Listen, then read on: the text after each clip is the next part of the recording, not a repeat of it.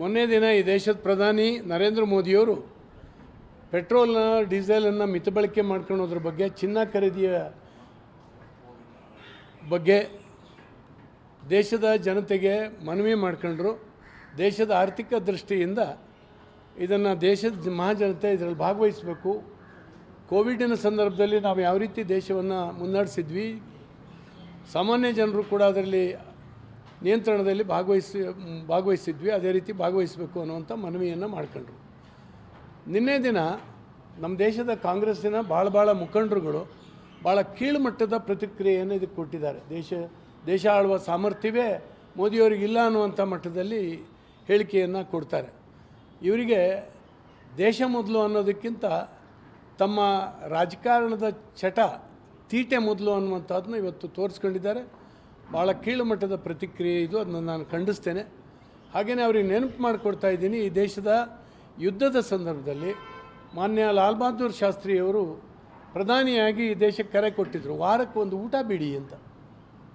ಭಾಳ ದೊಡ್ಡ ಕರೆ ಅದು, ಈ ದೇಶದ ಇತಿಹಾಸದಲ್ಲಿ ದೊಡ್ಡ ದಾಖಲಾಗುವಂಥ ಒಂದು ಕರೆ ಅದು. ಭಾಳಷ್ಟು ಜನ ಈ ದೇಶದ ಜನಸಾಮಾನ್ಯರು ಅದರಲ್ಲಿ ಅವತ್ತು ಭಾಗವಹಿಸಿದ್ರು. ಈ ದೇಶದ ದೃಷ್ಟಿಯಿಂದ ನಾನು ಒಂದು ಹೊತ್ತಿನ ಊಟ ಬಿಡ್ತೀನಿ ಅಂತ ಒಪ್ಪತ್ತು ಊಟ ಮಾಡ್ತಿದ್ರು.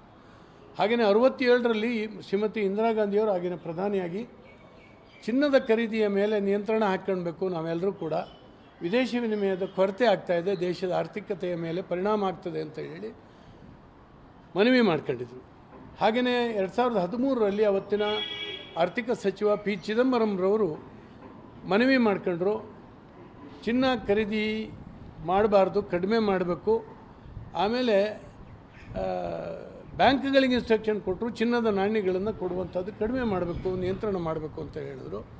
ಅದಲ್ಲದೆ ವಿದೇಶದಿಂದ ಬರುವಂಥ ಚಿನ್ನದ ಖರೀದಿಯ ಮೇಲೆ ಇಂಪೋರ್ಟ್ ಡ್ಯೂಟಿಯನ್ನು 3 ಸಾರಿ ಏರಿಸಿದ್ರು ಚಿನ್ನದ ಮೇಲೆ ಚಿದಂಬರಂ. ನಾನು ಕೇಳ್ತೀನಿ ಕಾಂಗ್ರೆಸ್ಸಿನ ಕಾರ್ಯಕರ್ತರಿಗೆ, ಇವೆಲ್ಲವೂ ಕೂಡ ಇವತ್ತು ಹೇಳಿದ್ದಾರೆ ಅವರು ಮಾಂಗಲ್ಯ ಕಟ್ಟೋದು ಬೇಡವಾ ಅಂತ. ಅವ್ರು 3 ಜನ ಹೇಳಿದ್ದು ಕೂಡ ಮಾಂಗಲ್ಯ ಕಟ್ಟೋದ್ರ ವಿರೋಧಿಗಳು. ಅವರು ಹೇಳಿ, ನಿಮ್ಮದೇ ಸರ್ಕಾರ ಇದ್ದಾಗ 2 ಜನ ಪ್ರಧಾನಿಗಳು ಚಿನ್ನ ಖರೀದಿ ಮಾಡಬಾರ್ದು ಅಂತ ಹೇಳಿದ್ರಲ್ಲ, ಇದರ ಅರ್ಥ ಏನು? ಇವತ್ತು ಯಾಕೆ ಈ ರೀತಿ ರಿಯಾಕ್ಷನ್ ಮಾಡ್ತೀರಿ? ನಿಮ್ಮ ಪಕ್ಷ ಅಧಿಕಾರದಲ್ಲಿದ್ದಾಗ ಒಂದು ರೀತಿ, ಬೇರೆಯವ್ರ ಅಧಿಕಾರದಲ್ಲಿ ಇದ್ದಾಗ ಒಂದು ರೀತಿನ. ಇದನ್ನು ದೇಶದ ದೃಷ್ಟಿಯಿಂದ ಈ ರೀತಿ ಚಿಂತನೆ ಮಾಡುವಂಥದ್ದನ್ನ ಇತ್ತೀಚೆಗೆ ಕಾಂಗ್ರೆಸ್ಸು ಕೈಬಿಟ್ಟಿದೆ. ಇದರ ಪರಿಣಾಮವನ್ನು ಅದು ಎದುರಿಸ್ತಾ ಇದೆ. ಎಲ್ಲ ರಾಜ್ಯಗಳಲ್ಲೂ ಅದು ಅಧಿಕಾರದಿಂದ ವಂಚಿತವಾಗ್ತಾ ಇದೆ, ಕಳ್ಕೊಂಡಿದೆ. ಮತ್ತು ಈ ರೀತಿಯ ಮಾನಸಿಕತೆಯಿಂದ ಕಾಂಗ್ರೆಸ್ಸು ಬೌದ್ಧಿಕ ದಿವಾಳಿಯನ್ನು ತೋರಿಸ್ತಾ ಇದೆ ಅಂತ ಹೇಳಿ ನಾನು ಭಾವಿಸ್ತೀನಿ. ಸರ್, ಆಗಿನ ಪರಿಸ್ಥಿತಿಗೆ ಈಗಿನ ಪರಿಸ್ಥಿತಿ ಒಂದು ವ್ಯತ್ಯಾಸಗಳಿದಾವಲ್ಲ ಸರ್. ಆಗ್ತಾನೆ ಸ್ವಾತಂತ್ರ್ಯ ಬಂದಿತ್ತು, ಆ ಥರದ ಸಂದರ್ಭಗಳಿತ್ತು. ಈಗ 75 ವರ್ಷಗಳಾದ್ಮೇಲೆ ಅದೇ ಪರಿಸ್ಥಿತಿ ಅಂದರೆ ಸರ್, 67ನೇ ಇಸ್ವಿನಲ್ಲಿ ಸ್ವಾತಂತ್ರ್ಯ ಬಂದು ಭಾಳ ದಿವಸ ಆಗಿತ್ತು ಇಂದಿರಾ ಗಾಂಧಿಯವರು ಹೇಳಿದಾಗ. ಹಾಗೆಯೇ 13ನೇ ಇಸ್ವಿನಲ್ಲಿ ಚಿದಂಬರಂ ಹೇಳಿದಾಗಲೂ ಕೂಡ ಭಾಳ ವರ್ಷ ಆಗಿತ್ತು ದೇಶಕ್ಕೆ ಸ್ವಾತಂತ್ರ್ಯ ಬಂದು. ಇವತ್ತು ಜಾಗತಿಕ ಯುದ್ಧ ಆಗ್ತಾಯಿದೆ. ಇಂಥ ಸಂದರ್ಭದಲ್ಲಿ ಇಡೀ ಜಗತ್ತಿನ ಬೇರೆ ಬೇರೆ ರಾಷ್ಟ್ರಗಳಲ್ಲಿ ಆರ್ಥಿಕವಾದಂಥ ತಲ್ಲಣಗಳು ಇವತ್ತು ಕಾಣ್ತಾ ಇದ್ದಾವೆ. ಹಾಗಾಗಿ ವಿದೇಶಿ ವಿನಿಮಯ ಸಂಗ್ರಹ ಕಮ್ಮಿ ಆಗ್ತಾ ಇದೆ. 4ನೇ ಅತಿ ದೊಡ್ಡ ಆರ್ಥಿಕತೆಯ ರಾಷ್ಟ್ರವಾಗಿದ್ದಂಥ ಈ ದೇಶ ಇವತ್ತು 6ನೇ ಸ್ಥಾನಕ್ಕೆ ಇಳಿದಿದೆ ಅನ್ನುವಂಥದ್ದು ಇತ್ತೀಚಿನ ಸಮೀಕ್ಷೆಗಳು ಹೇಳ್ತಾ ಇದ್ದಾವೆ. ಇಂಥ ಪರಿಸ್ಥಿತಿನಲ್ಲಿ ನಾವು ದೇಶದ ಬಗ್ಗೆ ಸಾಮಾನ್ಯ ಜನರು ಯೋಚನೆ ಮಾಡಲಿ, ಅವರ ಸಹಕಾರವೂ ಇರಲಿ ಅನ್ನುವಂಥ ದೃಷ್ಟಿಯಿಂದ, ಆ ದೇಶದ ಹಿತದೃಷ್ಟಿಯಿಂದ ಪ್ರಧಾನಿಯವರು ಮನವಿ ಮಾಡ್ಕೊಂಡಿದ್ದಾರೆ.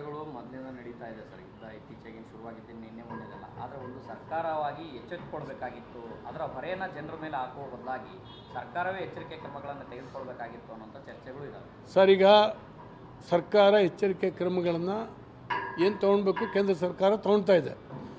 ತಮ್ಮ ಮೀಡಿಯಾದಲ್ಲೇ ಇತ್ತೀಚೆಗೆ ಬಂದಿದ್ದು, ಒಂದು ತಿಂಗಳಿಗೆ 30,000 ಕೋಟಿ ಪೆಟ್ರೋಲ್ ಡೀಸೆಲ್ ಕಂಪನಿಗಳಿಗೆ ನಷ್ಟ ಆಗ್ತಾ ಇದೆ ಅನ್ನುವಂಥದ್ದು. ಇದು ಯಾರು ತುಂಬಿಕೊಡ್ಬೇಕು? ನಮ್ಮ ದುಡ್ಡಿಂದನೇ ತುಂಬಿಕೊಡ್ಬೇಕಲ್ಲ. ಈ ದೃಷ್ಟಿಯಿಂದ ಜನ ಸ್ವಲ್ಪ ನಿಯಂತ್ರಣ ಹಾಕ್ಕೊಂಡ್ರೆ ಆರ್ಥಿಕತೆಯ ಹೊರೆ ಕಮ್ಮಿ ಆಗ್ಬೋದು ಅನ್ನುವಂಥದ್ದು ಹಿತದೃಷ್ಟಿಯಿಂದ ಇದನ್ನ ಹೇಳಿ.